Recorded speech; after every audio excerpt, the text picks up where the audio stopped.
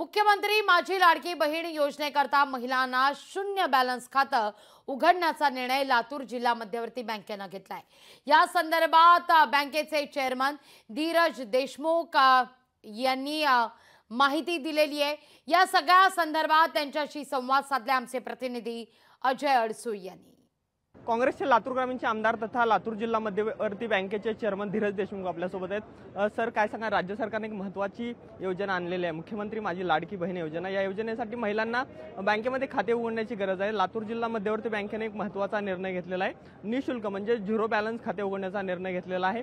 तुम्ही बँकेचे तरुण चेअरमन आहेत, कशा पद्धतीने बघता? अतिशय महत्त्वाकांक्षी योजना सरकारनं पुढे आणली होती आणि ग्रामीण भागामध्ये आपल्याला माहिती आहे की या गोरगरीब गरजू महिलांना जे काही 1500 रुपये सरकारच्या माध्यमातून देण्यात येणार आहेत अशी घोषणा झालेली आहे। कुठेतरी ह्या योजनेमध्ये एक अट होती की प्रत्येक महिलाला आपलं बँकेचं खातं उघडणं किंवा खातं असणं ही अट होती। गरीब जनतेला जर लाभ होणार असेल, सरकार खरंच काही करू पाहतंय तर त्याला आपण एक संधी दिली पाहिजे आणि आपल्या माध्यमातून आपण जिल्हा मध्यवर्ती बँकेच्या माध्यमातून जे आमच्या 122 शाखा प्रत्येक गरीब गावामध्ये शाखा उपलब्ध आहे किंवा लोकांचा संपर्क जिल्हा मध्यवर्ती बँकेत असतो, तर झिरो बॅलन्सवर आपण खातं उघडावं।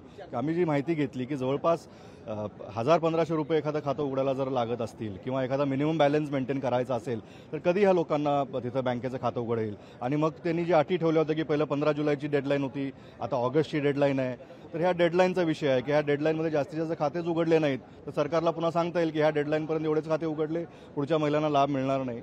माझा दुसराही सरकारला हा प्रश्न आहे की जी वयोगटाची अट किंवा ऑगस्टच्या डेडलाईन नंतर जे 18 वर्षाच्या मुली होतील किंवा ह्या योजनेमध्ये पात्र होतील त्यांच्यासाठी सरकार काय योजना आणणार आहे का? हे असंच सरकार फक्त डेडलाईनचं सरकार आहे का फक्त निवडणुकीला तोंडासमोर ठेवून त्यांनी हा निर्णय घेतलेला आहे? हा येणाऱ्या काळामध्ये लोकांसमोर होईलच। कॅमेरामन राजेशसह मी अजय अडसूळ, लोकशाही न्यूज, मुंबई। लोकशाही मराठी ऐका, पहा, जागरूक रहा।